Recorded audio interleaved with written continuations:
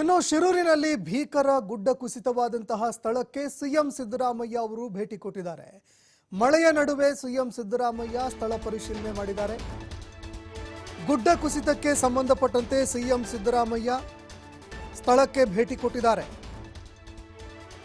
ಇನ್ನು ಶಿರೂರು ಗುಡ್ಡ ಕುಸಿತದಲ್ಲಿ ಇಬ್ಬರು ನಾಪತ್ತೆಯಾಗಿರುವಂತಹ ಘಟನೆಗೆ ಸಂಬಂಧಪಟ್ಟಂತೆ ಪ್ರಕರಣಕ್ಕೆ ಸಂಬಂಧಪಟ್ಟಂತೆ ಇದೀಗ ಸಿಎಂ ಸಿದ್ದರಾಮಯ್ಯ ಸ್ಥಳಕ್ಕೆ ಭೇಟಿ ಕೊಟ್ಟಿದ್ದಾರೆ. ಘಟನೆಯಲ್ಲಿ ಈವರೆಗೆ 7 ಮಂದಿ ಮೃತಪಟ್ಟಿದ್ದಾರೆ. ನಾಪತ್ತೆಯಾದವರ ಸಂಖ್ಯೆ 4ಕ್ಕೆ ಏರಿಕೆಯಾಗಿತ್ತು. ಒಂದು ಭೀಕರವಾದಂತಹ ಗುಡ್ಡ ಕುಸಿತಕ್ಕೆ 7 ಜನ ಸಾವನ್ನಪ್ಪಿದ್ರು. ಘಟನೆಗೆ ಸಂಬಂಧಪಟ್ಟಂತೆ ಸಿಎಂ ಸಿದ್ದರಾಮಯ್ಯ ಸ್ಥಳಕ್ಕೆ ಭೇಟಿ ಕೊಟ್ಟಿದ್ದಾರೆ.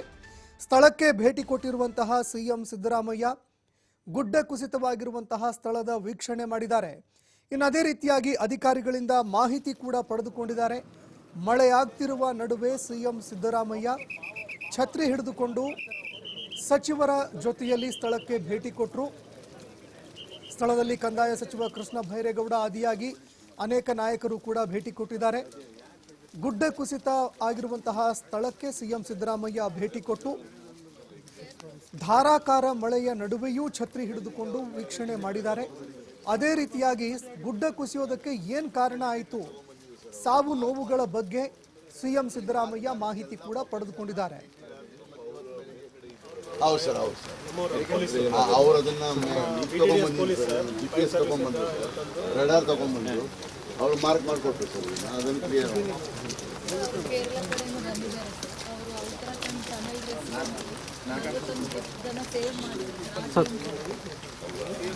ಅವರೇ ವರ್ಕ್ ಮಾಡ್ತಾ ಇದ್ದಾರೆ. ಮಂಗಳೂರು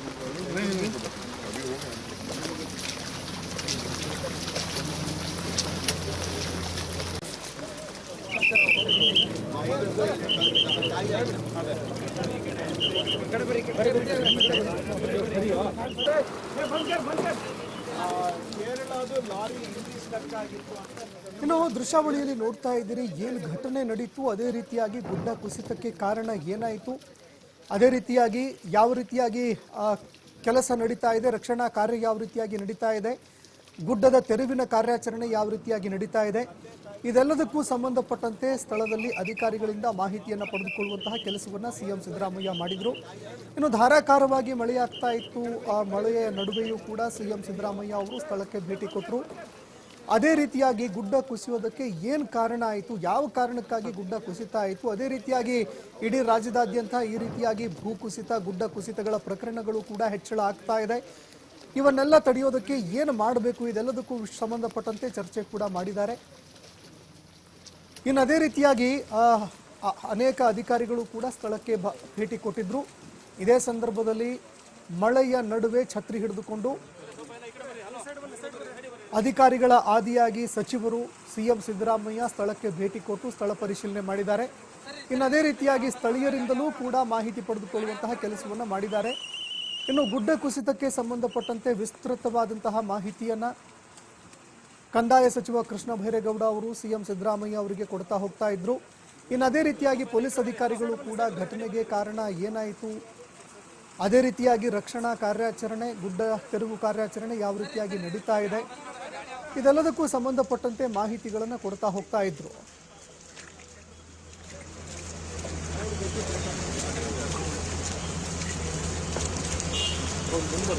ಯಾವಾಗಲೂ ನೀರು ಇರ್ತಾ ಇತ್ತು.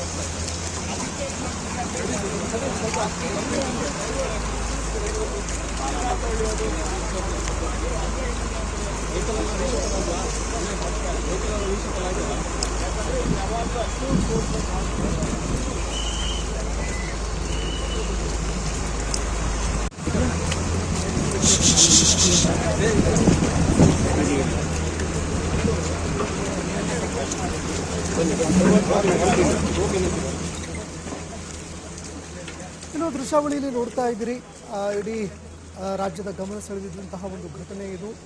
ಇಡೀ ರಾಜ್ಯವೇ ಕಂಬನಿ ಮಿಡಿದಿದ್ದಂತಹ ಘಟನೆ. ಒಂದು ಗುಡ್ಡ ಕುಸಿತ ಆಗಿ ಈವರೆಗೆ 7 ಜನ ಸಾವನ್ನಪ್ಪಿದ್ದಾರೆ. ಘಟನೆಯಲ್ಲಿ 4 ಜನ ಇದರಲ್ಲಿ ನಾಪತ್ತೆಯಾಗಿದ್ದರು. ಒಂದು ಭೀಕರ ಅಪಘಾತ ನಡೆದು ಇದರಲ್ಲಿ ಒಟ್ಟು 7 ಜನ ಮೃತಪಟ್ಟಿರುವಂತಹ ಘಟನೆ. ಘಟನೆಗೆ ಸಂಬಂಧಪಟ್ಟಂತೆ ಸಿಎಂ ಸಿದ್ದರಾಮಯ್ಯ ಖುದ್ದು ಸ್ಥಳಕ್ಕೆ ಭೇಟಿ ಕೊಟ್ಟರು. ಗುಡ್ಡ ಕುಸಿತಕ್ಕೆ ಸಂಬಂಧಪಟ್ಟಂತೆ ಅಧಿಕಾರಿಗಳು ಅದೇ ರೀತಿಯಾಗಿ ಸಚಿವರ ಬಳಿಯಿಂದ ಮಾಹಿತಿಗಳನ್ನು ಕಲೆ ಹಾಕಿದರು. ಇನ್ನು ಅದೇ ರೀತಿಯಾಗಿ ಯಾರ್ಯಾರು ಗುಡ್ಡ ಕುಸಿತದಿಂದಾಗಿ ಸಾವನ್ನಪ್ಪಿದ್ದಾರೆ, ಪರಿಹಾರದ ವಿಚಾರ, ಇನ್ನು ಅದೇ ರೀತಿಯಾಗಿ ಯಾರ್ಯಾರು ಕಾಣೆಯಾಗಿದ್ದಾರೆ, ಅವರು ಗುಡ್ಡದ ಕೆಳಗೆ ಏನಾದರೂ ಸಿಲುಕೊಂಡಿದ್ದಾರಾ ಅಥವಾ ಬೇರೆ ಏನೇನಾದರೂ ಘಟನೆಯಲ್ಲಿ ಅವರು ಕಾಣೆಯಾಗಿದ್ದಾರಾ, ಇದೆಲ್ಲದಕ್ಕೂ ಸಂಬಂಧಪಟ್ಟಂತೆ ಮಾಹಿತಿಗಳನ್ನು ಕಲೆ ಹಾಕುವಂತಹ ಕೆಲಸವನ್ನು ಮಾಡಿದರು. ಅದೇ ರೀತಿಯಾಗಿ ಗುಡ್ಡ ಕುಸಿತದ ಮಣ್ಣನ್ನು ತೆರವು ಮಾಡುವಂತಹ ಕಾರ್ಯಾಚರಣೆ ಏನಿದೆ ಅದಕ್ಕೂ ಸಂಬಂಧಪಟ್ಟಂತೆ ಸಿಎಂ ಸಿದ್ದರಾಮಯ್ಯ ಮಾಹಿತಿ ಪಡೆದುಕೊಂಡರು. ಇನ್ನು ಮಳೆ ಕೂಡ ಆಗ್ತಾ ಇತ್ತು.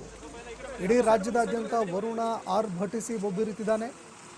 ಇದೇ ಸಂದರ್ಭದಲ್ಲಿ ಸಿಎಂ ಸಿದ್ದರಾಮಯ್ಯ ಅವರು ಮಳೆಯ ನಡುವೆಯೂ ಕೂಡ ಭೇಟಿ ಕೊಟ್ಟಿರುವಂಥದ್ದು ವಿಶೇಷವಾಗಿತ್ತು.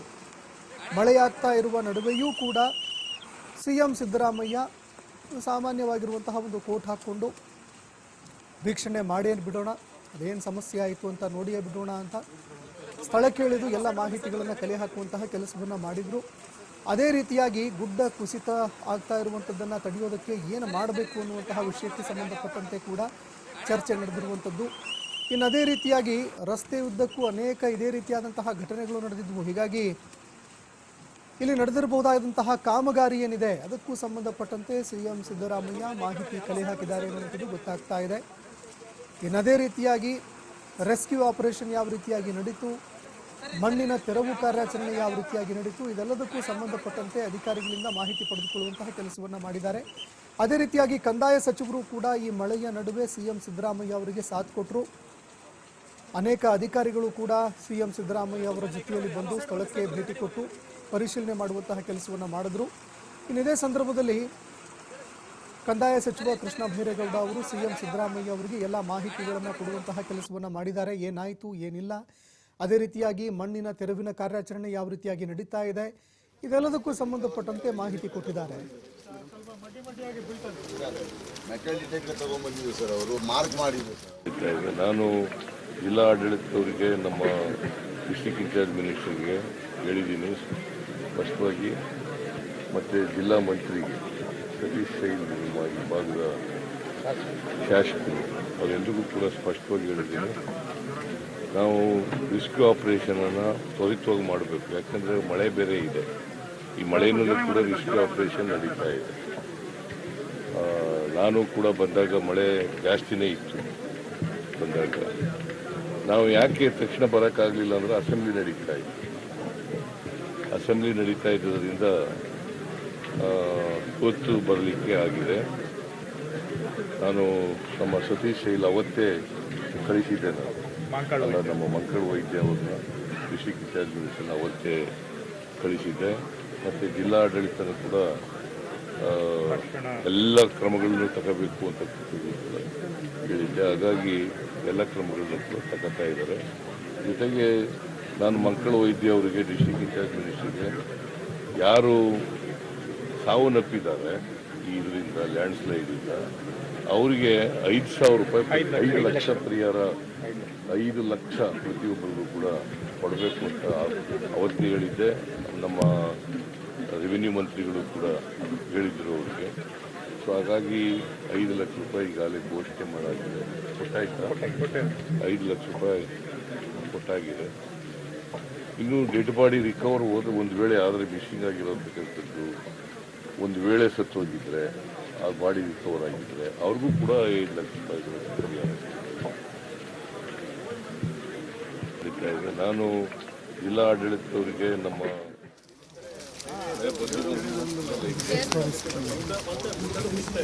ಸರ್ ಈಗ ಅವರು ಮೆಟಲ್ ಡಿಟೆಕ್ಟರ್ ತಗೊಂಡ್ಬಂದಿದ್ರು ಸರ್. ಅವರು ಮಾರ್ಕ್ ಮಾಡಿದ್ರು ಸರ್. ಅವರು ಈ ಮಾರ್ಕ್ ಮಾಡಿದ ಎಲ್ಲ ಪಾಕೆಟ್ಸನ್ನು ನಿನ್ನೆ ಬೆಳಿಗ್ಗೆ, ಹೌದು ಸರ್, ಹೌದು ಸರ್, ಅವ್ರು ಅದನ್ನು ತಗೊಂಡ್ಬಂದಿದ್ರು ಸರ್. GPS ತಗೊಂಡ್ಬಂದ್ರು.